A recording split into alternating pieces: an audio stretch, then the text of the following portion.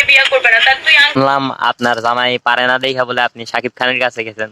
তো চিন্তা করেন না, শাকিব খান আপনার পেটেও একটা বাচ্চা দিয়ে দেবে ইনশাল্লাহ, আমরা সবাই আশা করি। এই কালারের জায়গা হবে এমডি আলামিন ফাহিম। তোর কি এটা জায়গার দোকান মনে হয়? এটা মুসলমানের দোকান, তোর মুসলমানিতে হরাই দেওয়া যাবে। আয় আফসোস ভাই, মুসলমান এটা করে ভালাইছি না স্যার। আপনার কাছে শুধু মুসলমানই কে, আমার যদি পুরা মেশিনটাও গাইটা হালাইতেন তাও কোনো সমস্যা ছিল না। एहे रहा नहीं जाता, तड़प ही ऐसी है ना। नहीं नहीं सोके सोके रोग है लगा हुआ जो लिखता हर बात पे, मिलूंगा मैं मरा हुआ नशेड़ियों के साथ में, उस रात में मौजूद था जो तेरा है वजूद, बेटे नाचते हैं तेरे जैसे लड़के मेरी छाट